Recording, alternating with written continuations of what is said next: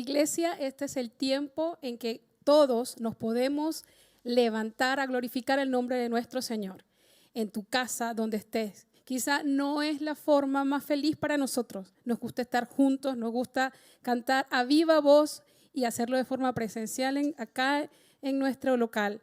Pero te invito hoy a que cantes con la esperanza y con la convicción de que va a haber un día en que toda lengua, toda tribu, toda etnia, toda nación se va a reunir delante del Cordero a celebrar una gran boda, una gran fiesta, donde vamos a cantar delante de Él y a reconocer su gloria. Piensa en eso y alaba al Señor en este día que Él creó para la alabanza de su gloria.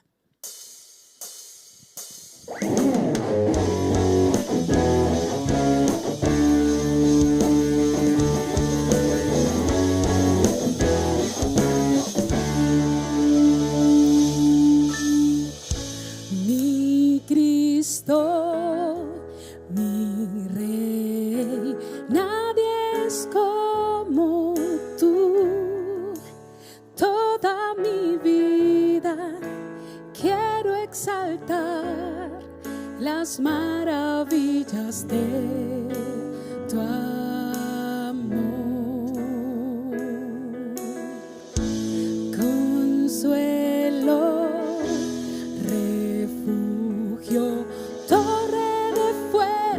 y poder, todo mi ser, lo que yo soy, nunca cese de adorar.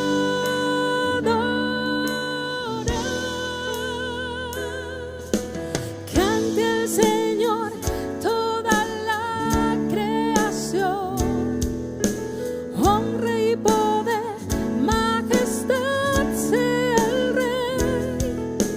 Montes caerán y el mar rugirá al sonar de su nombre. Canto con gozo al mirar tu poder. Por siempre yo te amaré y diré incomparables promesas me das,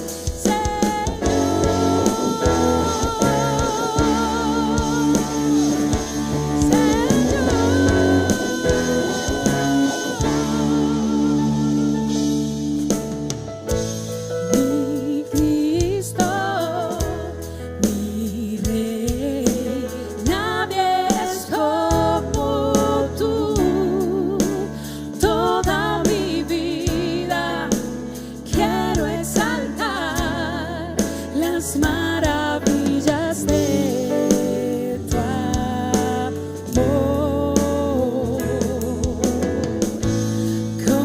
Consuelo, refugio, torre de fuerza y poder, todo mi ser, lo que yo soy, nunca cese de adorar.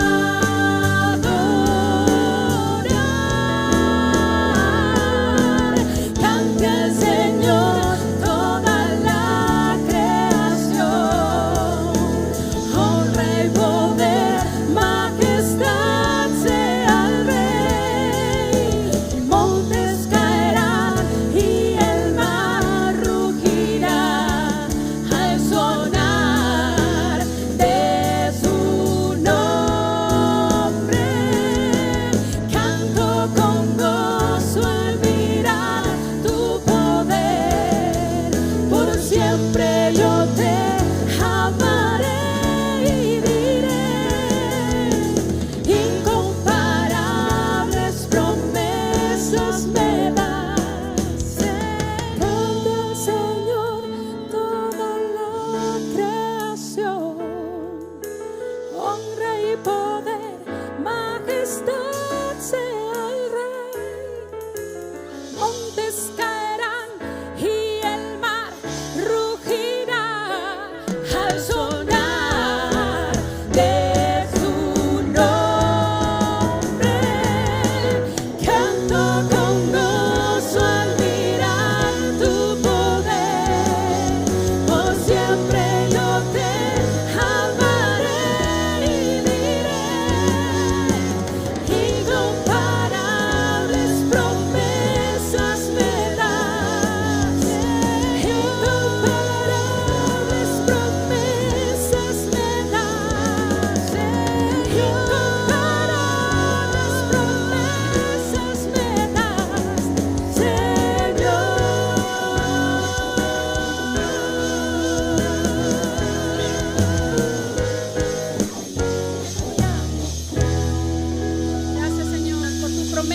porque siempre cumples y sabemos que podemos confiar en ti, porque para ti nada es imposible, Señor.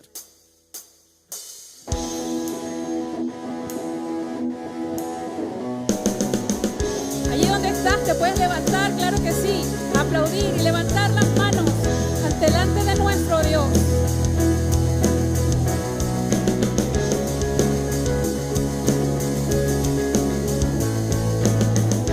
Mares rugen y se calman al sonido de tu voz.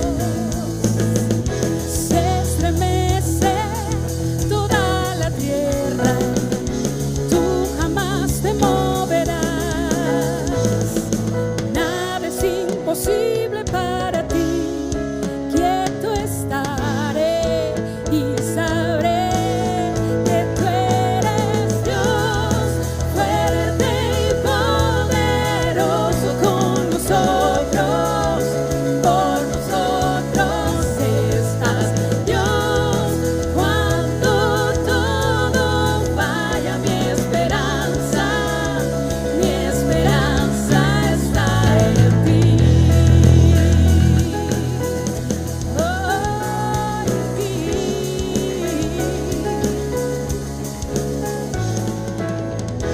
Caen los reinos de este mundo, tu reino permanecerá. Enemigos se levantan, la batalla es del Señor y nada es imposible para ti. Quieto estaré y sabré que tú eres Dios, fuerte y poderoso con nosotros. Por nosotros estás, Dios. Cuando todo falla, mi esperanza está en ti. Está en ti.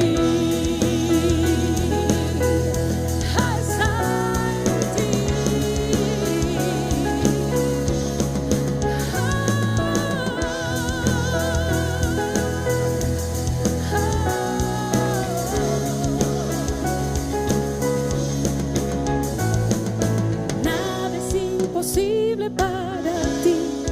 Quieto estaré. Nada es imposible para ti. Quieto estaré.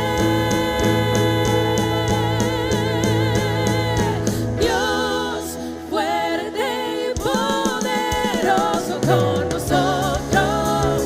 Por nosotros estás, Dios. Cuando todo falla, mi esperanza está en Dios, fuerte y poderoso con nosotros. Por nosotros estás, Dios. Cuando todo falla, mi esperanza está en ti. Nada es imposible para ti.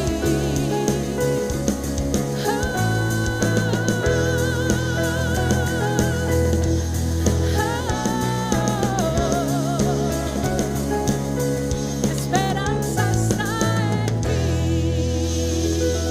Solo en ti, Jesús.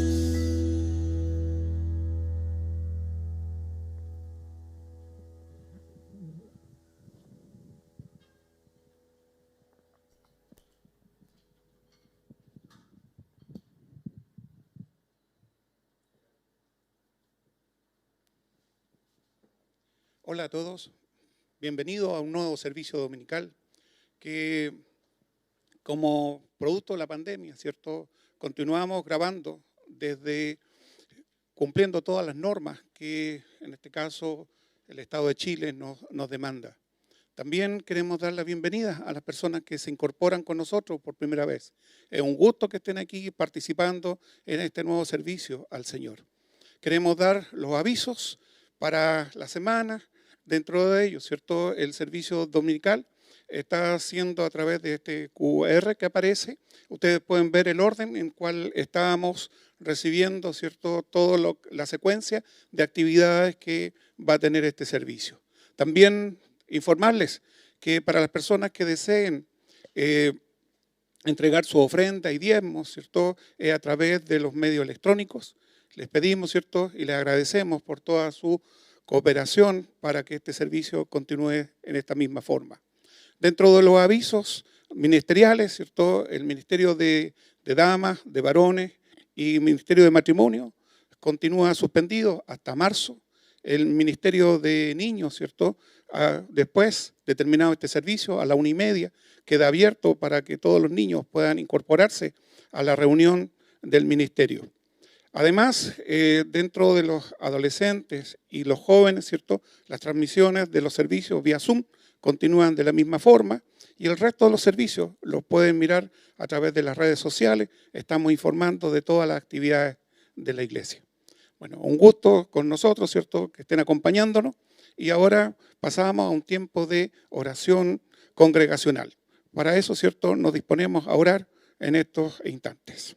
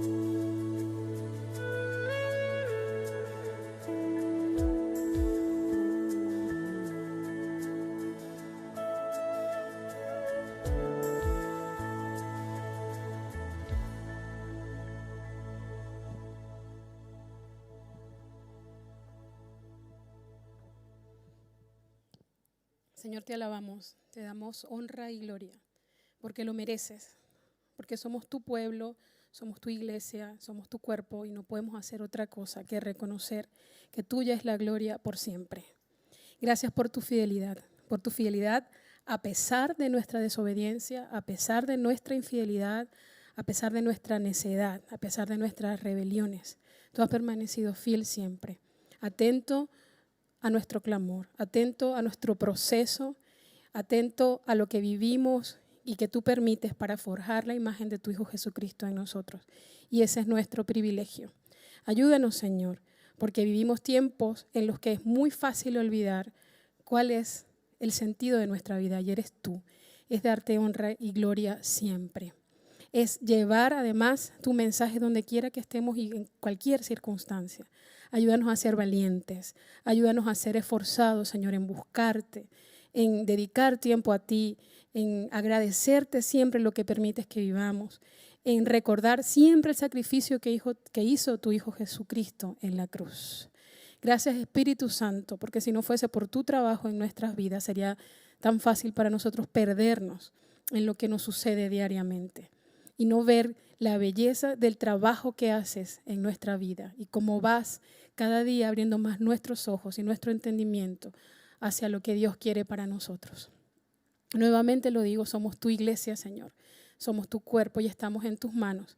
Y por eso es que necesitamos todo el tiempo estar llevando a ti nuestras peticiones, pedirte que sigas realmente inspirándonos como iglesia a obedecer, a continuar trabajando a pesar de las circunstancias, a no apartarnos nunca de ti, Señor, a estar pendiente de nuestros hermanos, a hacer nuestro trabajo en cada ministerio con diligencia, con esfuerzo, con amor, y hacer las cosas sabiendo que eres tú el principal honrado en cada cosa que hacemos. Ayúdanos, Señor, también a entender que tú eres el primer lugar y eres el centro. Y por eso, aunque haya dificultades, aunque haya situaciones que no nos gustan, nosotros seguimos adelante, por ti y para ti. Gracias, Señor, por los líderes que tenemos y que de alguna manera tienen un trabajo un poco más pesado en guiarnos y en mostrarnos qué cosas debemos hacer en este tiempo tan distinto a lo que estamos acostumbrados. Sigue llenándolos con tu gracia, sigue llenándolos con tu sabiduría, sigue guardándolos en tus caminos a ellos y a su familia. Hay hermanos también en nuestra iglesia que están enfermos, Señor. Sabemos que tú lo has permitido también para tu gloria. Así que fortaléceles, anímales y ayúdanos a nosotros también a estar presentes y asistirle en cualquier cosa que necesiten, Señor. Te queremos dar gloria y honra. Queremos siempre cantarte teniendo en nuestra mente lo que tú has hecho por nosotros. No queremos ser los que robamos tu gloria, al contrario, Señor, los que reconocemos que tuya es la gloria en todo momento y para todo. Guarda nuestra iglesia, guarda también a nuestros misioneros, Señor, que están en otras partes del mundo, que también pasan por las mismas dificultades que nosotros, y animándoles y fortaleciéndoles, que tu verdad sea el mensaje que ellos lleven en todo momento y en todo lugar, sabiendo que así como tú, Jesucristo, no descansaste y siempre cumpliste fielmente tu labor mientras estuviste acá, es nuestra responsabilidad también hacerlo como hijos tuyos. Te damos muchas gracias por escuchar nuestras oraciones. Te damos muchas gracias por estar con nosotros siempre. Ayúdanos, Señor, a no olvidar eso, en que tú eres fiel a tus promesas y prometiste estar con nosotros todos los días y hasta el fin del mundo. Y en eso podemos descansar y confiar. En el nombre de Jesús. Amén.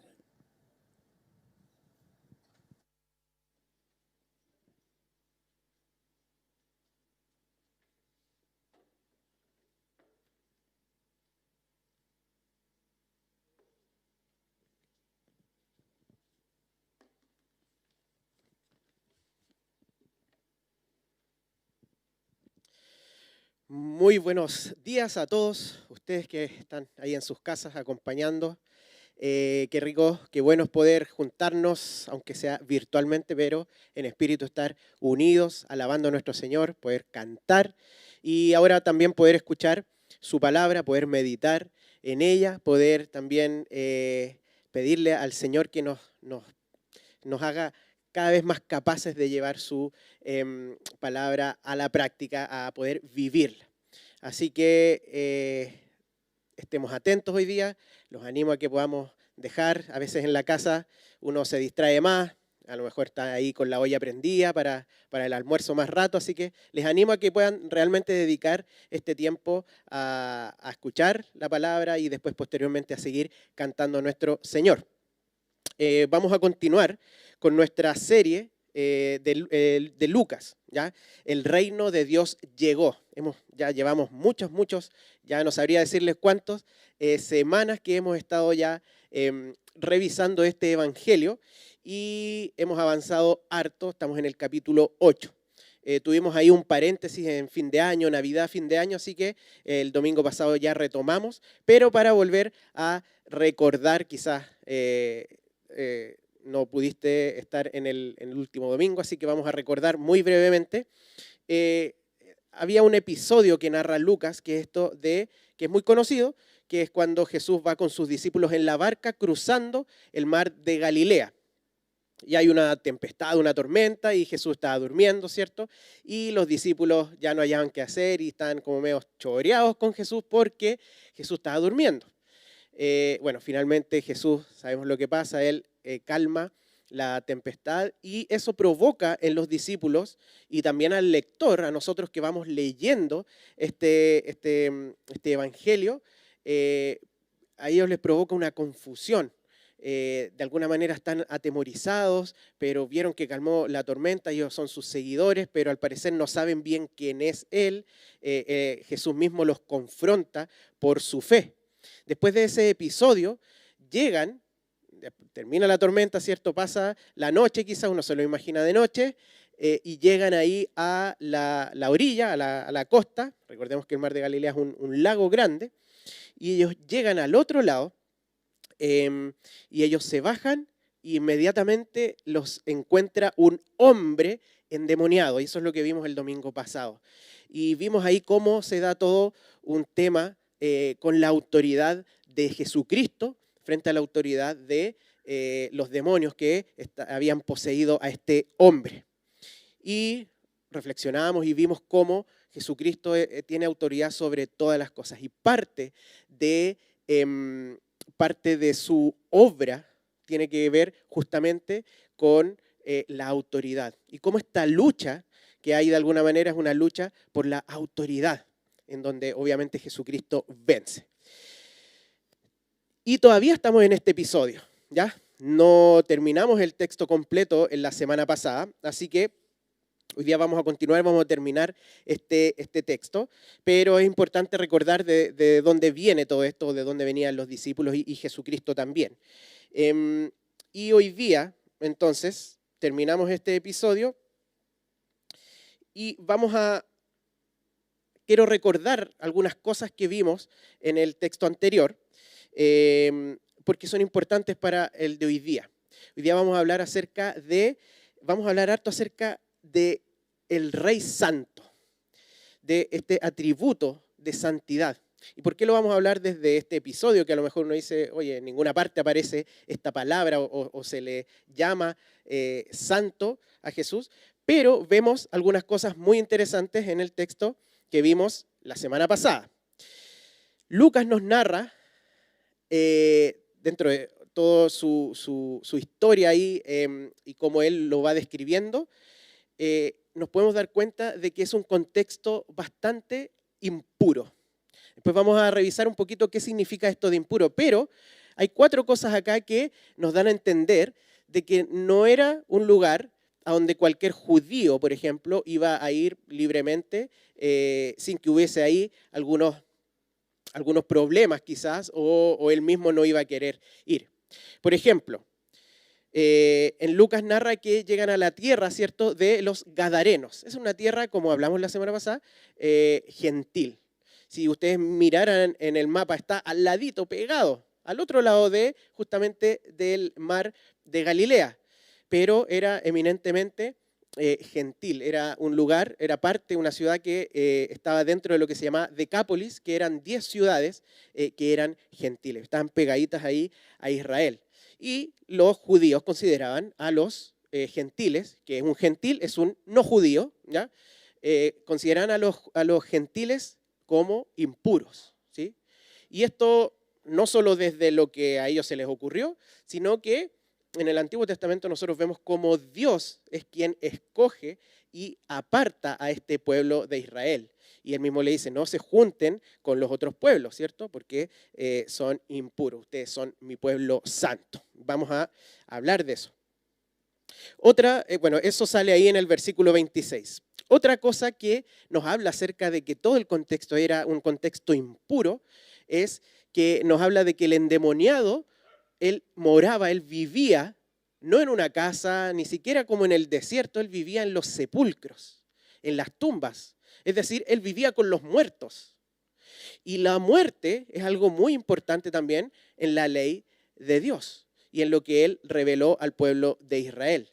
De hecho, cuando un israelita, cuando un judío tocaba a un muerto, un cadáver, él quedaba impuro, quedaba contaminado y de hecho tenía que hacer el tremendo ritual para purificarse. Entonces el tema de la muerte y de los muertos, de los cadáveres, no era menor para el judío, era impuro. Por lo tanto, que un judío se acercara a una persona no solo que había tocado un cadáver, sino que llevaba quizás décadas viviendo entre los muertos, era algo que no era aceptable para un judío, por lo menos alguien que quería obedecer la ley de Dios. Por lo tanto, vemos eso, esto de la impureza en esta parte de la muerte, como se expresa acá, que él vivía, él moraba en los sepulcros. Además, y quizás es lo más obvio, ¿cierto?, que tiene que ver con que este endemoniado estaba poseído por, y Lucas mismo lo dice, por demonios inmundos, ¿sí?, o espíritu inmundo, que justamente hace referencia a esto de la impureza. Y además, alguien que era gentil, que vivía con los muertos y que tenía un espíritu inmundo, o sea, ya era demasiado su impureza para un judío, ¿sí? Estaba un espíritu demoníaco ahí mismo, era espiritualmente impuro, ¿sí?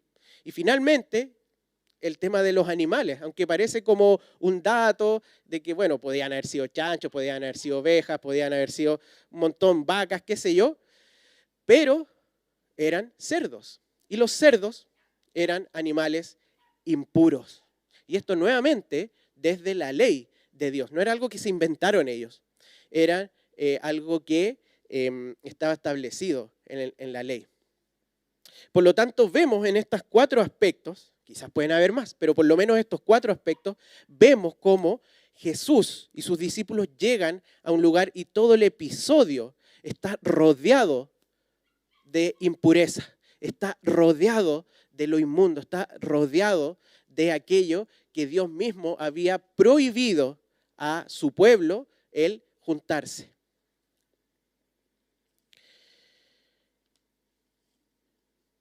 Ahora, ¿por qué es importante esto de la impureza para este episodio, para esta narración? Y la verdad es que nosotros, o en verdad este concepto, es bien transversal en la Biblia. Y no podemos desligarlo de lo que es la pureza, obviamente, y la santidad. Y la santidad es un concepto que está a lo largo de toda la Biblia. Y solamente para recordar, el ser humano fue creado a imagen y semejanza de Dios. Dios es un Dios santo. Eso implica 2 cosas. Significa 2 cosas el tema de la santidad. Uno es que Él es apartado significa ser santo, ser apartado, ser distinto. Y Dios es diferente de toda su creación, de todo lo demás. Dios es diferente, es superior. Dios está por sobre toda la creación. Pero además, esto de la santidad tiene un significado que es de pureza. Esto de ser moralmente puro, sin pecado, sin maldad, porque es totalmente lo contrario a Dios. Es totalmente lo contrario a Dios. Entonces Dios es santo y significa eso por lo menos, ¿ya? Y Él crea al hombre, al ser humano, a Adán y a Eva, y los crea santos, porque de alguna manera también eran diferentes del resto de la creación, porque ellos fueron creados a imagen y semejanza de Dios. pero también eran santos y eran puros porque no había pecado en ellos. Moralmente, ellos no habían pecado cuando fueron creados, no había pecado, no había impureza en ellos. Pero el hombre cae, como ya sabemos, lo hemos predicado y lo hemos estudiado y aprendido muchas veces. El hombre cae y entonces queda alejado del Señor. Y antes de caer, el hombre podía convivir con Dios y Dios siendo santo. El problema es que ahora cuando el hombre cae, la santidad de Dios ahora lo va a liquidar, lo destruye. Y esto es tremendamente importante. Podemos ver esto como para entenderlo mejor o ayudar a entender, es como el sol. Uno ve el sol y el sol es algo bueno. De hecho, si no tuviéramos sol, nosotros no podríamos vivir. Gracias al sol es que hay vida en este planeta y de hecho el sol nos hace bien, le hace bien a las plantas, le hace bien a la creación, nos hace bien a nosotros, la vitamina D, ¿cierto? Sin el sol no podríamos vivir. Pero si nosotros nos acercamos mucho al sol, si tuviésemos esa posibilidad de acercarnos al sol, el sol nos exterminaría, nos mataría. No podemos acercarnos al sol. Y eso no es porque el sol sea malo. De hecho, el sol es bueno. Pero aún así nosotros no podemos acercarnos. En el caso de Dios, no es que al estar frente a Dios y el hombre morir, no es porque Dios sea malo, es todo lo contrario, es porque Dios es bueno y nosotros estamos contaminados, dejamos de ser puros y santos y ahora somos impuros por el pecado que entró en el hombre. Después Dios, ¿qué es lo que santifica? Santifica a un pueblo. Llama a Abraham, lo aparta, nuevamente este concepto de santificación, lo aparta y le dice, de ti va a nacer un pueblo y ese pueblo va a ser mi pueblo. Ustedes serán mi pueblo, yo seré su Dios. Y él hace un pacto con Abraham santificando un pueblo. Y les da leyes también a este pueblo y en esas leyes les establece cómo deben relacionarse con este Dios santo, porque la verdad es que ningún ser humano puede relacionarse directamente con Dios porque es santo. Porque Dios, al ser santo, la manifestación de su santidad es la justicia y es incluso la ira de Dios frente a lo impuro, frente al pecado, frente a la maldad, a la iniquidad. La santidad de Dios responde o actúa frente a eso de esa manera, con justicia, con juicio. Por lo tanto, al nosotros ser impuros, eso es lo que vamos a recibir. No porque Dios sea malo, sino que porque Dios es bueno, porque Dios es santo. Él entonces santifica a un pueblo para Él. Y en la ley, ¿qué es lo que Él les da? Estas leyes que les permiten relacionarse con Él. ¿De qué manera? Santificándose. Hay un montón de rituales, por ejemplo, para purificarse. Dios decide que en este pueblo que apartó, Él va a tener su morada, va a estar su presencia en medio del pueblo. Pero ninguno podía acercarse realmente. Había un solo lugar, el lugar santísimo, donde estaba ahí manifestada su presencia. Y cualquiera que entrara iba a morir, porque su presencia es santa y todos los demás son impuros. Por lo tanto, les dio una serie de rituales y de prácticas y todo el tema de los sacrificios y generó un orden sacerdotal, los levitas, y dentro de los levitas familias de sacerdotes y un sumo sacerdote que es el único que puede entrar una vez al año a esa presencia del Señor, purificándose, sin pecado, santificándose. Está este concepto desde siempre. Aún así, el hombre seguía siendo impuro. Y Dios entonces santifica a este pueblo. Ahora, vamos a seguir hablando de esto, pero creo que es bueno reflexionar. A veces olvidamos lo tremendo de la santidad de Dios. Y la santidad de Dios Probablemente es el atributo que más se habla la Biblia, que Él es santo. Y debemos preguntarnos cómo o qué tanto consideramos su santidad hoy día en nuestro vivir diario. ¿Cómo nos relacionamos con su santidad? Cuando pecamos, cada vez que tomamos a la ligera nuestros propios pecados, estamos despreciando no solo su santidad, sino que también, y lo vamos a ver, el sacrificio de Jesucristo. Porque si no fuera por el sacrificio de Jesucristo, por el primer pecado, por lo que sea, merecemos la muerte y ser fulminados con su santidad. Pero tantas veces pecamos y es como que, total, pido perdón, o a veces ni siquiera lo reflexionamos.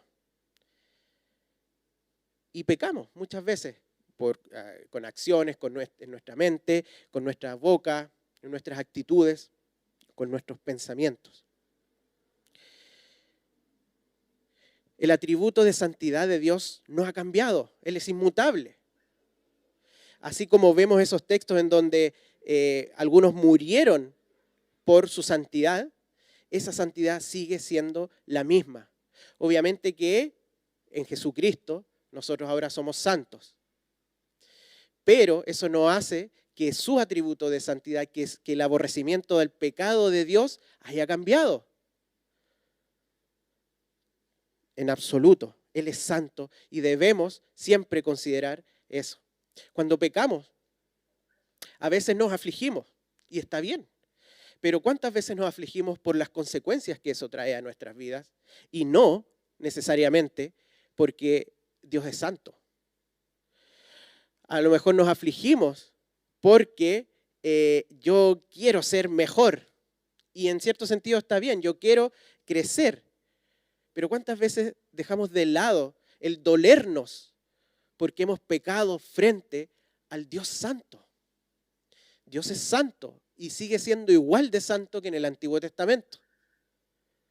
Eso nos debe llevar a un temor reverente, a considerar su santidad en nuestras vidas. Seguimos, vamos al texto.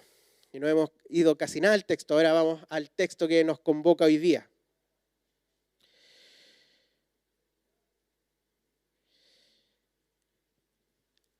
Jesús echó el demonio o los demonios de este hombre y los echó ahí a los cerdos se cayeron en un acantilado. Y aquí eso quedamos ahí en el 33. Y en el 34 dice, y los que apacentaban los cerdos, cuando vieron lo que había acontecido, huyeron. Y yendo, dieron aviso en la ciudad y por los campos. Jesús entonces había sacado, ¿cierto? Había echado fuera a estos demonios y los había mandado a un hato de cerdos, ¿cierto? Que eran muchos, eran como 2000. Y todos esos cerdos se tiraron por un barranco. Entonces estaban los que cuidaban los cerdos y ellos se asustaron, ¿cierto? Y se fueron corriendo a la ciudad y empezaron a contar todo esto. ¿Qué pasa después? Y salieron a ver lo que había sucedido. ¿Quiénes? La gente de la ciudad, una multitud.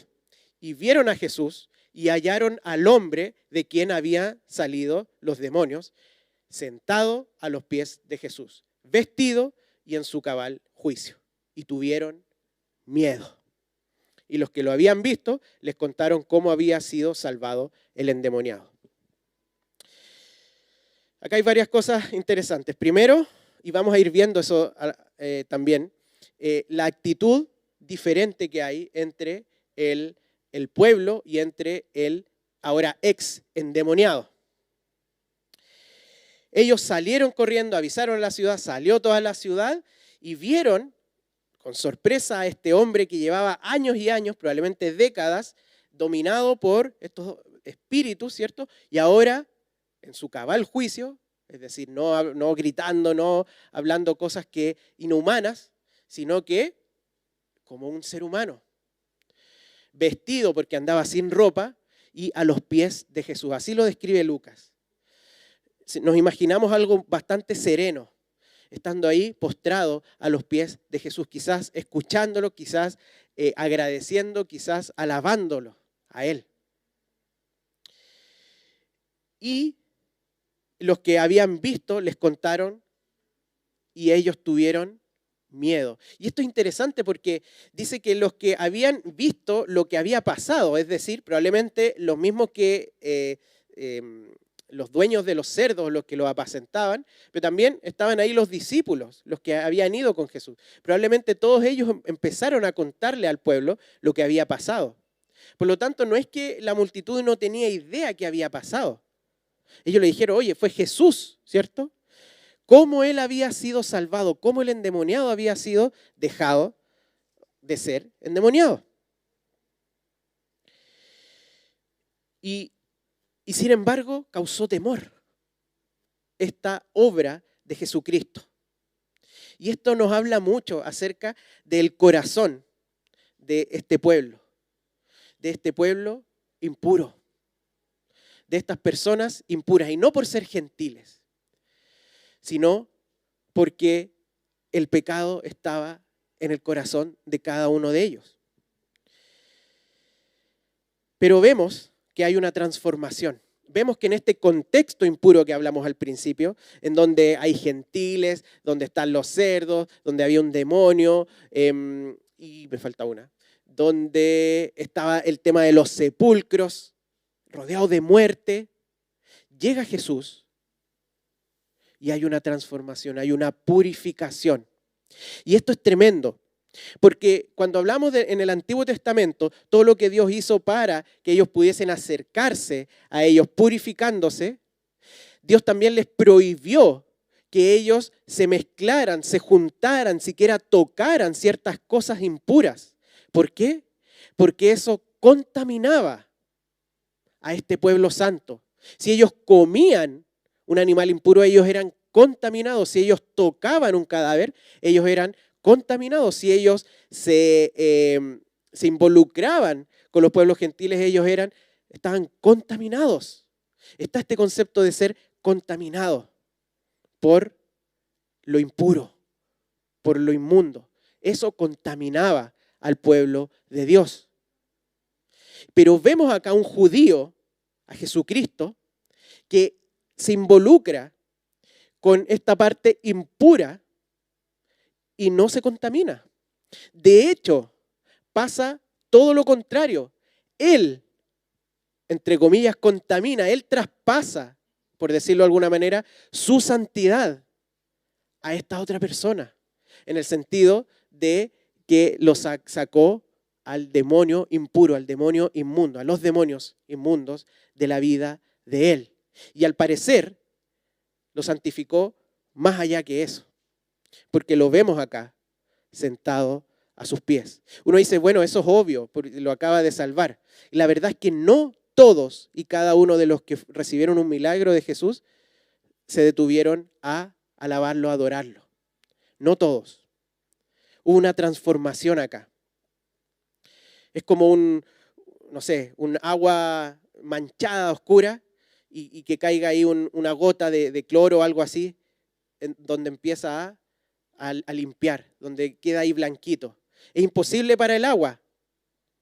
El agua sucia no puede purificarse a sí misma. Necesita de algo completamente puro que lo purifique. Y ese es Jesús. Nadie más podía haber hecho eso por él. Nadie más. Y esto nos muestra, yo creo que Jesús estaba demostrándole con todos estos eventos, con lo que pasó en la barca en el mar de Galilea, con lo que va a pasar después de este episodio también, y con lo que pasa ahora, le está demostrando a sus discípulos quién es Él. Él es el Hijo de Dios y Él es santo. Y a tal punto que Él no lo contamina la impureza, sino que Él santifica lo que es impuro. Él es el que santifica lo que es impuro. Fíjense que este episodio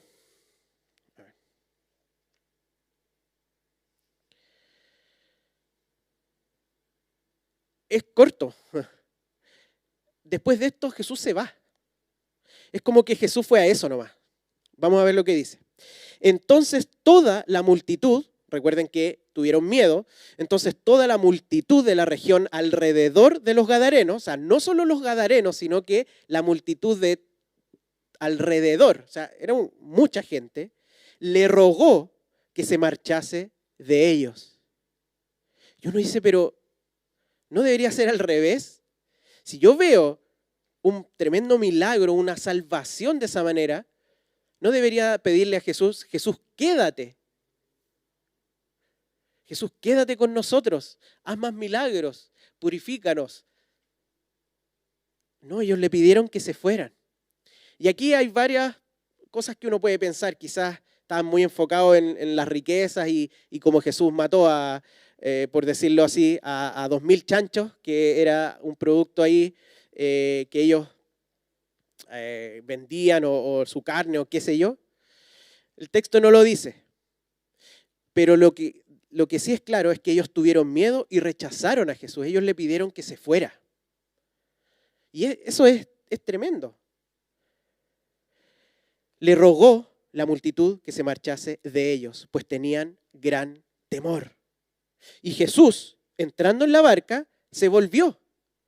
Jesús no les dijo, no, me voy a quedar y voy a seguir. No les predicó. No, se fue. Dijo, está bien, me voy. Fíjense que es la segunda vez que alguien le ruega algo y él accede. Primero fueron los demonios que le dijo, no nos mandes al abismo. Mándanos a estos cerdos, ¿ok? Ahora llega al pueblo y les dice, Jesús, no te queremos acá, ándate. Ok, sigamos leyendo. Y Jesús, el 38, y el hombre de quien había salido los demonios le rogaba que le dejase estar con él. El hombre también hace un ruego, es el tercer ruego que le hacen a Jesús. ¿Cuál era ese ruego? Que le dejara estar con él. Esto de estar con él era básicamente ser uno más de los que te están acompañando. Quiero ser tu discípulo, quiero viajar contigo, quiero andar contigo, quiero vivir contigo, quiero aprender de ti, quiero vivir mi vida como tu discípulo. Entonces vemos que no hay solamente un exorcismo, hay una transformación desde lo impuro, de lo inmundo, a la santificación. Su corazón está postrado ante Jesús, no solo él, sino que su corazón, su vida está postrada ante Jesús. Y él le pide que por favor pueda vivir con él, pueda ser su discípulo, digamos, pueda ser su discípulo, estar con él. Pero Jesús le despidió diciendo, vuelve a tu casa y cuenta cuán grandes cosas ha hecho Dios contigo. Y él se fue, publicando por toda la ciudad cuán grandes cosas había hecho Jesús con él. Llama la atención que en esta tercera petición Jesús se niega. Y esta tercera petición, además, para uno lector, uno dice, bueno, a él sí que Jesús le debió haber concedido lo que le pidió, no a los otros dos, no al demonio. ¿Por qué le concedió algo al demonio? ¿Por qué le concedió lo que le pidieron a la multitud que lo estaba rechazando? ¿Por qué?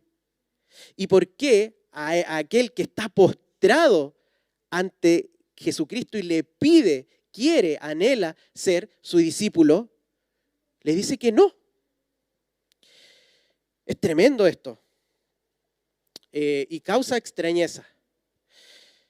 Pero vemos cómo Jesucristo le dio una misión a esta persona.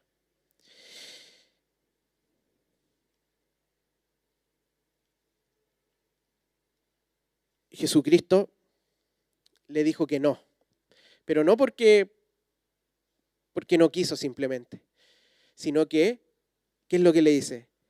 Vuélvete a tu casa y cuenta cuán grandes cosas ha hecho Dios contigo. Anda a tu ciudad, Y esto es importante porque recordemos que él llevaba años no viviendo en la ciudad. No es como que había salido el mismo día en la mañana y en la tarde Jesús le está diciendo, devuélvete a tu casa, ¿no? Habían pasado años, como hemos hablado, quizás décadas, en que él no había vuelto a la ciudad y que no estaba en su sano juicio. Por lo tanto, él vuelve, o sea, Jesús le dice que vuelva probablemente a su familia. ¿Para qué? Para que cuente lo que Dios había hecho por él. Entonces vemos esta figura. Vemos a Jesucristo, el único santo, el único puro, que viene a lo impuro, a lo inmundo, para purificar a esta persona, para santificar a esta persona. Y después se va, pero le deja una misión. Y le deja una misión a este santo y puro, que él quede en este lugar impuro. ¿Haciendo qué? Predicando y proclamando de aquel que es santo. ¿Se fijan? Esta es una muestra de lo que Jesús vino a hacer acá. Jesús vino a los impuros, a nosotros. No porque nosotros lo hubiésemos llamado. Él vino a santificarnos, a su pueblo. Y no nos saca del lugar impuro. No nos quita de ahí, sino que nos envía, así como envió al ex endemoniado. Lo deja ahí. Y uno podría decir, oye, pero ¿por qué no se lo llevó? A lo mejor ahí, imagínate, él era el único que aceptó, que se postró ante Jesús y todos los demás lo rechazaron, va a quedar ahí. Bueno, es lo que Jesús nos manda a nosotros. Nos ha santificado, nos ha purificado, nos ha perdonado nuestros pecados y nos ha dejado acá en el mundo, nos ha enviado ahora al mundo. ¿A qué? A proclamar las cosas que Dios ha hecho con nosotros. Eso es lo que estamos haciendo acá. Nuestra inmundicia, lo que somos impuros, como enseña Jesucristo, no es lo de afuera, es lo de adentro. Jesucristo vino a morir en la cruz para quitar nuestro pecado, para perdonar nuestro pecado y quitarlo, para hacernos santos, no con cosas externas, sino que en nuestro corazón, en nuestra naturaleza, nos dio una naturaleza nueva, santa. Pero no nos aparta totalmente del mundo impuro, del mundo caído, sino que nos envía acá. ¿Para qué? Para que demos cuenta de Él. ¿Cómo nos relacionamos nosotros ahora? ¿Cómo nos relacionamos con el mundo? ¿Cómo nos relacionamos con lo impuro? ¿Cómo nos relacionamos con nuestra comunidad? ¿Cómo nos relacionamos con donde vivimos? Porque ¿qué es lo que hizo esta persona? Él obedeció a Dios y él fue y dice, y publicando por toda la ciudad cuán grandes cosas había hecho Jesús con él. Él lo hizo. Él cumplió la misión que Jesús le había dado. Ahora, sabemos, no estamos hablando acá de un mensaje del Evangelio completo, porque Jesús no había muerto y todavía no estaba ese mensaje completamente entregado. Pero, sin embargo, que Él sí anunció a este Jesús que lo había salvado. Y piensen ustedes cuando llegaron los apóstoles o los discípulos a ese lugar que queda muy cerca de Israel, predicando ya tiempo después el Evangelio de este mismo Jesús que había salvado a esta persona que nosotros la habíamos por décadas poseída y ahora es libre. Esa fue la misión de Jesús, le entregó a esta persona. Él quiso ser su discípulo y Jesús le dijo, anda a tu casa. Pero eso no quiere decir que él no fue su discípulo. Él hizo lo que Jesús le ordenó. Quizás a pesar de lo que él anhelaba en ese momento. ¿Cómo nos relacionamos nosotros con las demás personas? ¿Cómo nos relacionamos con este mundo impuro? El Señor nos ha salvado. Él vino a morir por nuestros pecados. Si tú crees en Jesucristo, es porque has sido salvado por Él. Es porque Él te tocó. Porque no podemos creer en Él si es que Él no hace la obra en nosotros primero. Y hemos sido santificados, hemos sido purificados. Pero esa santidad no nos lleva a, y quiero poner 3 ejemplos o 3 actitudes que muchas veces podemos tener en el mundo. No nos lleva a apartarnos del mundo. Si en un sentido somos apartados porque somos santos, pero el Señor no nos ha quitado, no nos ha llamado a hacer comunidades cristianas independientes del mundo. No, Él nos envía al mundo. No debemos apartarnos, no debemos no mezclarnos, evitar cualquier contacto. No estamos en el Antiguo Testamento en ese sentido de que nos vamos a contaminar si tocamos o si compartimos con otra persona, si comemos ciertas cosas. No nos contaminamos. Jesucristo dijo, no es lo externo lo que contamina, sino lo de adentro. El Señor nos ha santificado. La santidad de Dios que está en nosotros ahora por Jesucristo no nos lleva a apartarnos del mundo. Estamos acá. Estamos acá. Insisto, en un sentido sí porque somos santos. Ya no pertenecemos al mundo, pero estamos acá porque Él nos envió igual a como envió a este hombre. Tampoco nos lleva a imponer nuestros valores y principios a quienes no han sido santificados. No podemos imponer esta pureza moral a aquellos que no han sido santificados. Cada uno de nosotros debe, o cada uno de los seres humanos debe ser transformado. No podemos nosotros como iglesia imponernos en el mundo. La santidad no nos lleva a adaptarnos tampoco. Bueno, si no podemos o no nos lleva a apartarnos, si no nos lleva a imponernos, bueno, entonces nos adaptamos. Eso sería contaminarse cuando nosotros andamos como el mundo anda, hacemos lo que el mundo hace. Hacemos lo que los que no conocen a Cristo hacen para satisfacerse sus propias placeres. Entonces, fíjense que no es que no podemos hacer nada, que no podemos relacionarnos con las otras personas, que no podemos disfrutar de la música, que no podemos disfrutar de comer, que no podemos disfrutar de un montón de cosas que Jesucristo hizo acá, que no nos relacionemos. Pero tampoco es que adoptemos el pecado del mundo, porque eso es lo que está contaminado. La santidad, ¿a qué nos lleva? A vivir, aunque suene repetitivo, santamente en el mundo. Nosotros debemos vivir mostrando la transformación que Jesucristo hizo en nosotros por su sacrificio. Y proclamando, al igual que este ex endemoniado, al que es santo y que nos ha santificado. Esa es la forma en que debemos relacionarnos con el mundo. La santidad implica todas estas cosas. No nos apartemos, no nos impongamos, no nos adaptemos, sino que vivamos santamente para mostrar lo que Jesús, lo que Dios ha hecho en nosotros y proclamemos a aquel que es santo. Porque además nosotros tenemos su Espíritu Santo morando en cada uno de nosotros.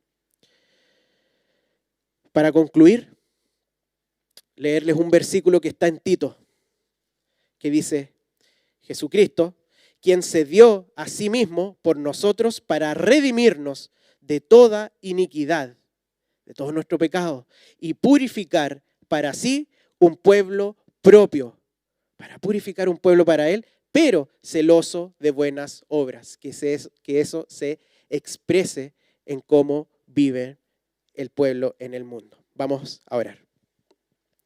Señor, te agradecemos por tu santidad, Señor. Te agradecemos porque además tú viniste, Señor, porque nosotros no podíamos santificarnos a nosotros mismos.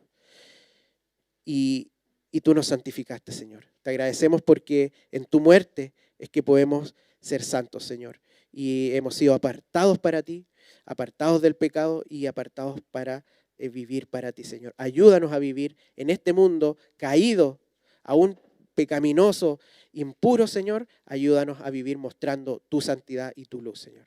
Te agradecemos y lo pedimos en nombre de Jesús. Amén.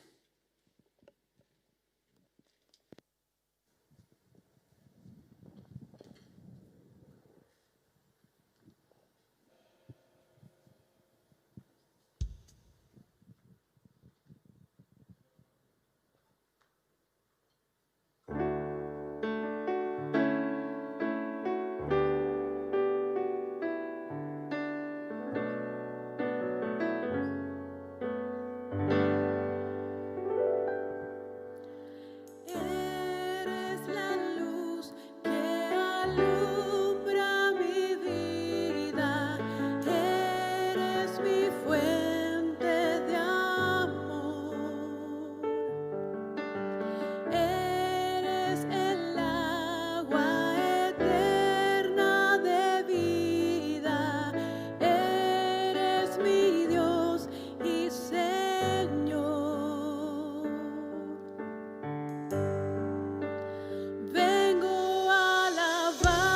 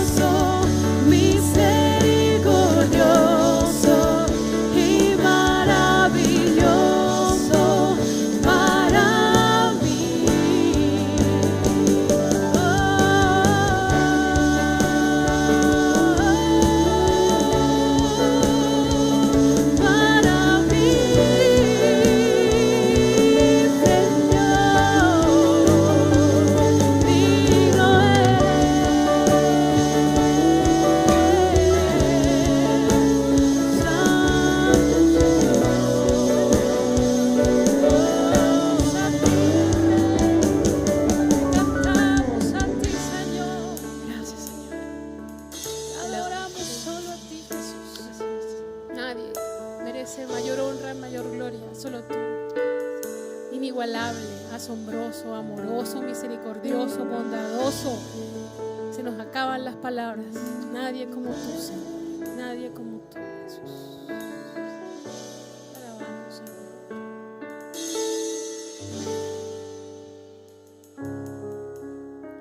Te cantamos a ti, Rey de Reyes.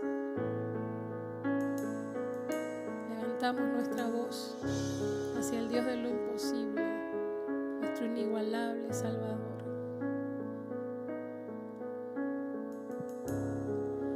Mi Dios es Dios fuerte, indomable,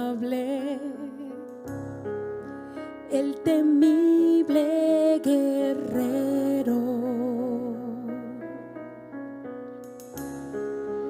Mi Dios es Rey sobre reyes, un gigante poderoso. Valiente león de Judá, soberano creador.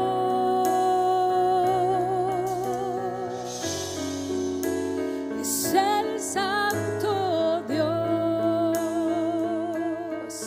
vencedor, único en majestad.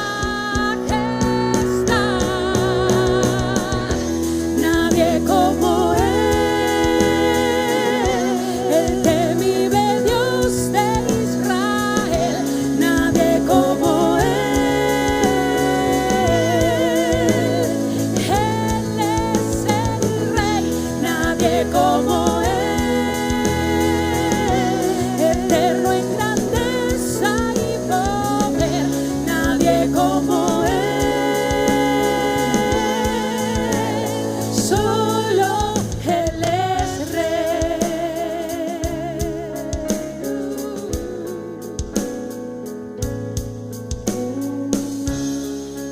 Mi Dios es Dios fuerte, indomable, el temible guerrero. Eres tú, Señor. Mi Dios es Rey sobre reyes, un gigante poderoso. Valiente león de Judá, soberano creador.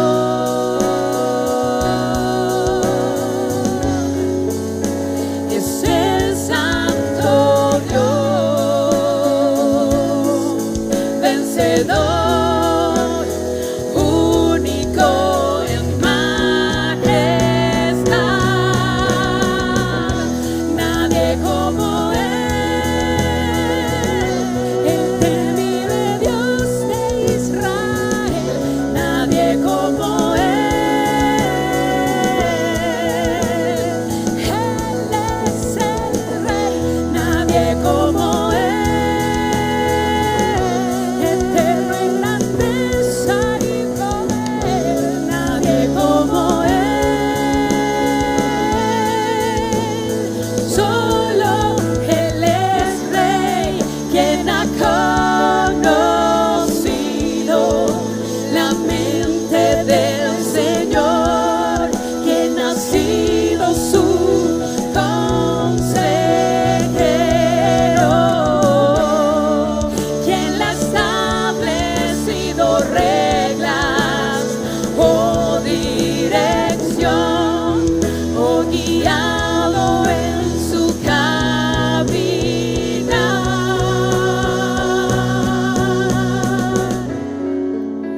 Valiente león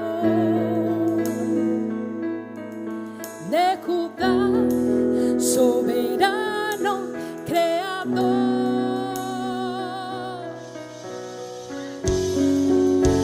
Es el Santo Dios, vencedor,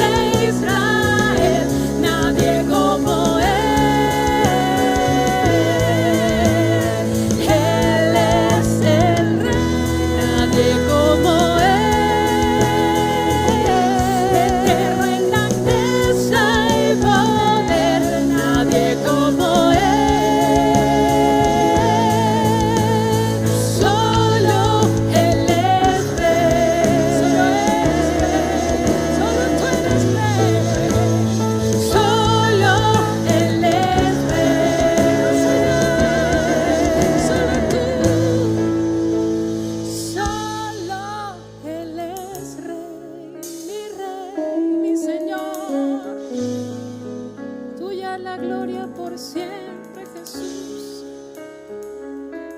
Te alabamos, Señor. Nadie como tú, Jesús.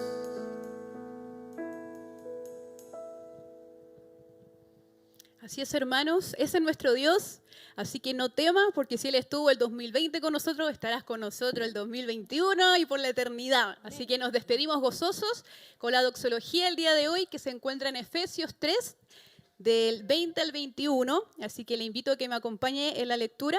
Y dice así: y a aquel que es poderoso para hacer todas las cosas mucho más abundantemente de lo que pedimos o entendemos, según el poder que actúa en nosotros, a Él sea gloria en la Iglesia, en Cristo Jesús, por todas las edades, por los siglos de los siglos. Amén. Que el Señor le bendiga, que tenga una hermosa semana, productiva, bendecida.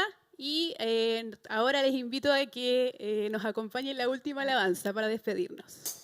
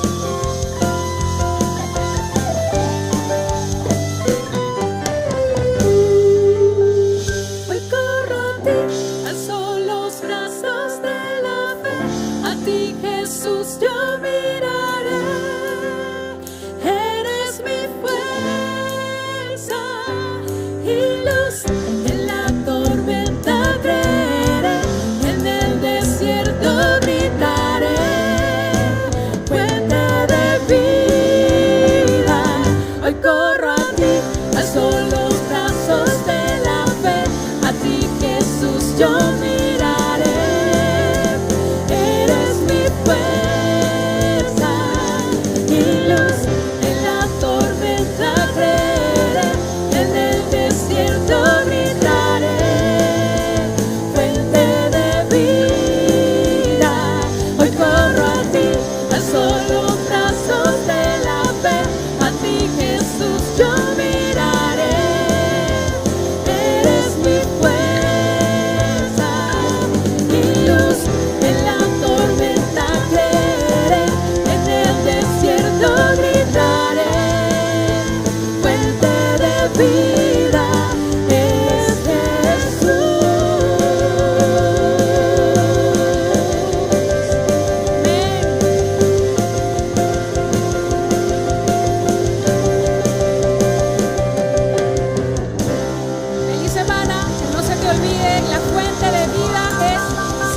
nuestro Señor Jesús.